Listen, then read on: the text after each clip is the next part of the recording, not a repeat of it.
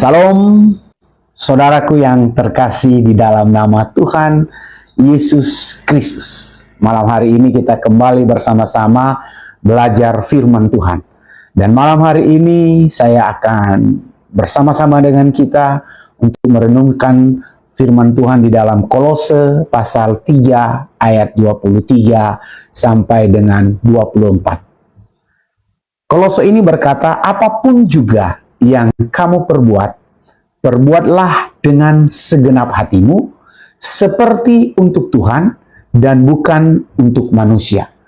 24, kamu tahu bahwa dari Tuhanlah kamu akan menerima bagian yang ditentukan bagimu sebagai upah.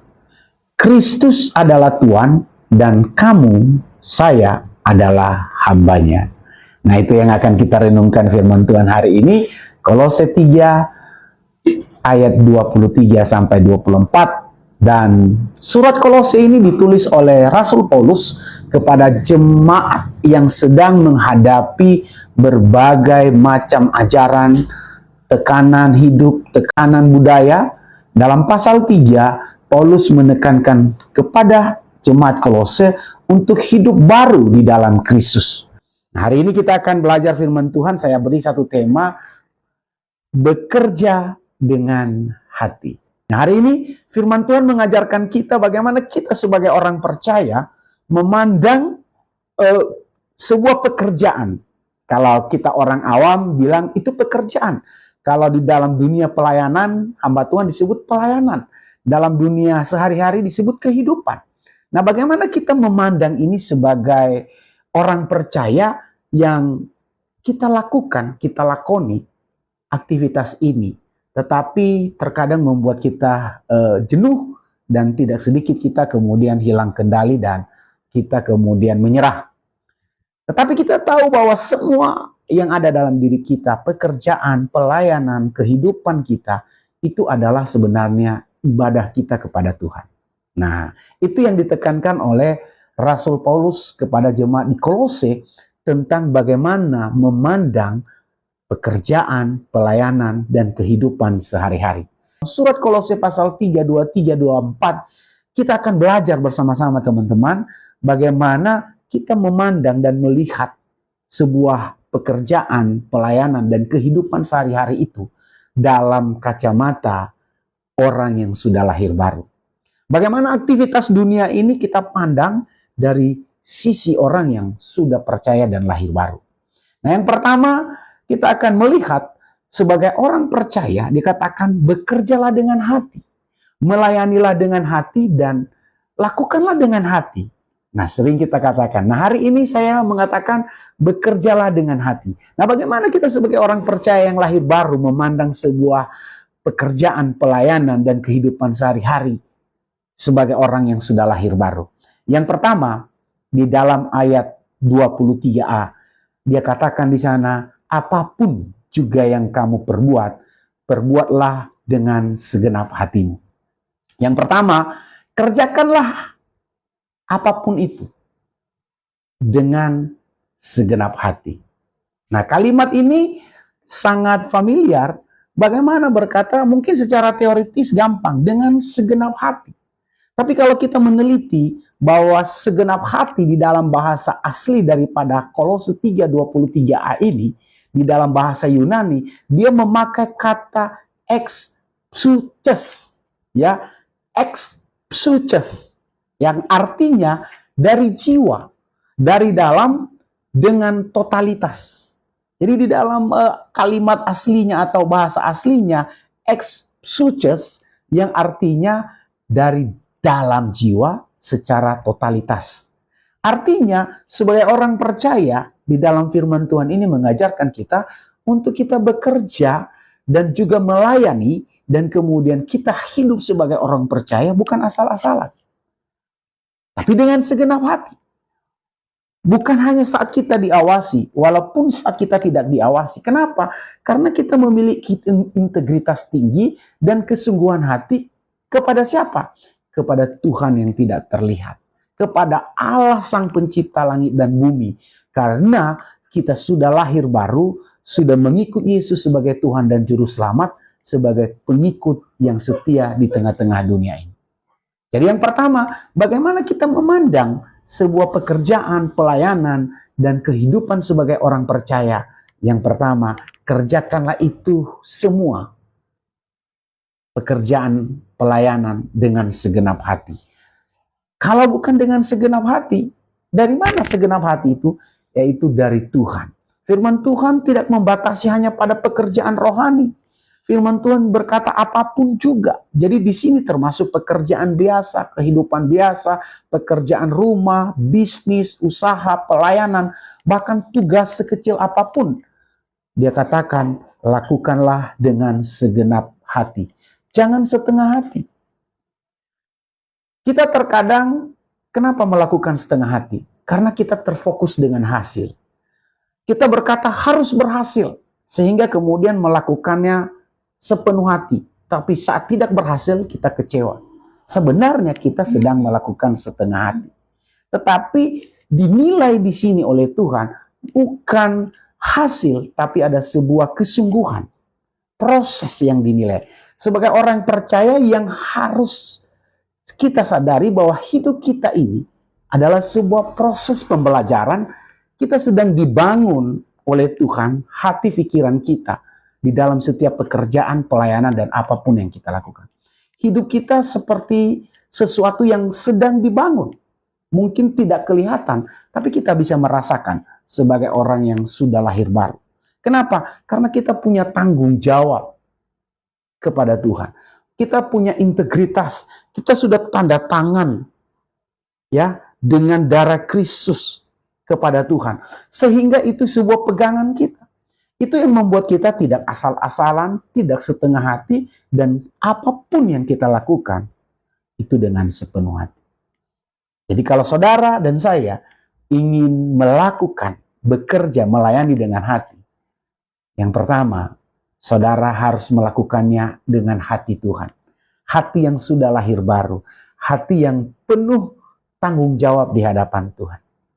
Dilihat atau tidak dilihat, saudara melakukannya seperti untuk Tuhan. Nah yang kedua, bagaimana kita melakukan sebuah pekerjaan, pelayanan kehidupan dengan hati. Yang pertama tadi, kerjakan saja semua itu dengan segenap hati. Berhasil, tidak berhasil, gagal, atau tidak dihargai, tidak dihargai, lakukan. Kerjakan itu dengan segenap hati. Karena itu akan membangun mentalitas dan proses yang saudara hadapi. Nah yang kedua, lakukanlah pekerjaan itu seperti untuk Tuhan. Nah ini ada satu kalimat di dalam 23b, seperti untuk Tuhan. Banyak orang kecewa, banyak orang merasa, kenapa saya harus melakukan? Karena ego, enak aja dia untung, saya rugi. Kenapa? Karena melakukan pekerjaan karena manusia. Melakukan pekerjaan karena sentralnya uang dan validasi. Tetapi Kolose 3 ayat 23 mengajarkan kita melakukan pekerjaan itu, sentralistiknya itu adalah Tuhan. Ya, Kristus atau Theos. Ini adalah sebuah paradigma yang besar yang harus kita pahami. Sebagai orang percaya, kita melakukan semua, sentralnya adalah Theos, Tuhan. Itulah yang membuat perubahan paradigma dalam pikiran hati kita sebagai orang percaya. Bukan hanya sebagai hubungan horizontal aja dengan manusia. Yaitu nanti akan kita dapatkan saat kita melakukan itu seperti untuk Tuhan. Tetapi saat kita melakukan seperti untuk Tuhan, bukan karena manusia, maka kita melakukannya dengan hati. Ya kalau saat kita melakukan dengan hati, saya yakin dan percaya kita akan mendapat reward, mendapat sebuah hasil yang maksimal. Maka saya kalau melakukan sesuatu dalam pekerjaan saya selalu melakukan sebuah pekerjaan yang sepenuh hati. Bisa kita ambil analogi seperti Bank Sentral Asia, saya tidak sedang promosi, tetapi bagaimana mereka melayani dengan hati, melayani dengan senyum, melayani dengan sukacita. Tetapi sentralistiknya itu bukan Tuhan, adalah karena takut dengan atasan, karena bisa naik di gaji, bisa dapat sesuatu. Itu salah, tidak, tapi itu paradigma yang masih standar. Tapi paradigma yang besar adalah kita melakukannya untuk Tuhan, bukan untuk manusia. Lingkungan kita memang ada di dunia, tetapi melakukan seperti untuk Tuhan. Tetapi saat kita mampu melakukan itu dengan baik, maka saya yakin dan percaya Tuhan akan melihat dan mengawasi kita dari tempat yang tinggi. Sehingga apa yang kita lakukan seperti untuk Tuhan, bukan untuk manusia, maka Tuhan akan memberikan, membalaskan kepada kita dengan di luar ekspektasi kita. Maka saya yakin dan percaya saudara akan mengalami sukacita, damai sejahtera. Tuhan Yesus pernah berkata di dalam Matius pasal 6 ayat 1 bahwa jangan melakukan sesuatu untuk dilihat orang, tetapi Tuhan melihat di dalam tersembunyi. Tuhan melihat segala sesuatu dari lubuk hati. Jadi oleh karena itu marilah kita sebagai orang percaya tetap setia untuk melakukan untuk Tuhan. Walaupun orang tidak menghargai kita, lakukan aja seperti untuk Tuhan. Dan kualitas kita tidak akan berubah karena kita berfokus sentralnya adalah Theos. Kita terus melakukan pekerjaan dan kita terus melakukan segala sesuatu karena yang memimpin kita adalah Tuhan yang adil. Dia tidak akan memberikan sesuatu yang kecewa kepada kita, tapi dia akan memberikan sebuah kekuatan kepada kita. Kita tidak akan kecewa saat kita memberi sentralnya kepada Tuhan. Kita akan berkata, kehendak-Mu yang terjadi. Saat kita dipromosi dan kita berkata, ya itu kehendak Tuhan. Saat kita rugi, ya memang Tuhan sudah mengizinkan semuanya. Tapi satu hal yang saya mau katakan, lakukanlah seperti untuk Tuhan. Bekerjalah dengan segenap hati. Melayanilah dengan segenap hati. Dan lakukanlah kehidupanmu dengan segenap hati. Seperti untuk Tuhan. Jadi yang pertama tadi, bagaimana kita melakukan pekerjaan dengan hati? Yaitu saat kita memiliki hati Tuhan yang luar biasa. Dan yang kedua, bagaimana kita bekerja dengan hati saat kita tahu kita melakukannya untuk Tuhan, bukan untuk manusia. Nah yang ketiga, bagaimana kita melakukan sebuah pekerjaan dengan hati? Yang ketiga adalah kita memiliki sebuah pengharapan kekal. Apa itu pengharapan kekal? Ada upah yang Tuhan kasih kepada kita. Di dalam ayat 24, kamu tahu, dia katakan, bahwa dari Tuhanlah kamu akan menerima bagian yang ditentukan bagimu sebagai upah. Kristus adalah Tuhan dan kamu adalah hambanya. Jadi sudah jelas ayat 24. Kamu tahu bahwa dari Tuhan kamu akan menerima bagian yang ditentukan sebagai upah. Upah saat kamu ada di bumi, damai sejahtera aku tinggalkan kepadamu. Saat kamu kembali ke dunia, dia akan memanggil kamu dan berkata, baik sekali perbuatanmu anakku. Nah dalam ayat ini firman Tuhan mengingatkan kita bahwa ada upah surgawi. Di dalam kata Yunani upah surgawi, upah di sana antopodosis. Dia pakai kata antopodosis. Artinya ada balasan, ada ganjaran, ada upah yang Tuhan berikan. Di dunia ini mungkin orang menganggap saudara tidak dapat upah. Karena ukurannya hanya uang, harta, dan jabatan. Tetapi apapun yang didapatkan, kalau tidak mengalami kepuasan, kedamaian, maka semuanya itu terasa sia-sia. Bisa saja dilakukan segala sesuatu dengan luar biasa. Di dunia ini mungkin kita diperlakukan tidak adil. Mungkin bisa saja kita melakukan pekerjaan tidak terlihat. Tapi Tuhan tidak pernah lupa. Kalau engkau melakukan dengan segenap hatimu dan melibatkan dirimu dengan Tuhan, ingat, upah yang kekal ada dari Tuhan.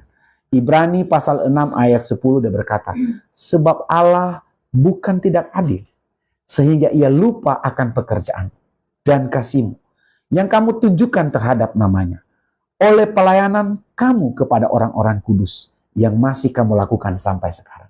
Jadi kalau kamu melakukan sesuatu pelayanan, ya, ingatlah bahwa ada sebuah penghargaan yang Tuhan kasih. Waktu engkau melakukan sebuah pelayanan di bumi ini, memiliki hati sebagai hamba, saudara harus ingat, saudara memiliki sebuah penghargaan. Pengharapan upah yang diberikan kepada kamu. Saya katakan tadi, upah itu apa? Berkat rohani. Bisa damai sejahtera, warisan kekal. Bahkan di dalam ayat 2 Timotius 4, mahkota kemuliaan, dia katakan, kukaruniakan kepadamu. Ya, tersedia mahkota kebenaran, hakim yang adil pada harinya. Tapi bukan hanya kepadaku, melainkan kepada semua orang yang merindukan kedatangannya. Jadi bagaimana Bapak Ibu Saudaraku melakukan sebuah pekerjaan dengan hati? Pertama, kerjakan pekerjaan dengan segenap hati. Dan yang kedua, lakukanlah pekerjaan itu seperti untuk Tuhan, bukan untuk manusia. Dan yang ketiga, saudara, ada pengharapan kekal, upah saat kita melakukan dengan hati. Itulah firman Tuhan yang saya bisa sampaikan kepada kita pada malam hari ini. Biarlah menjadi berkat anugerah yang luar biasa kepada kita.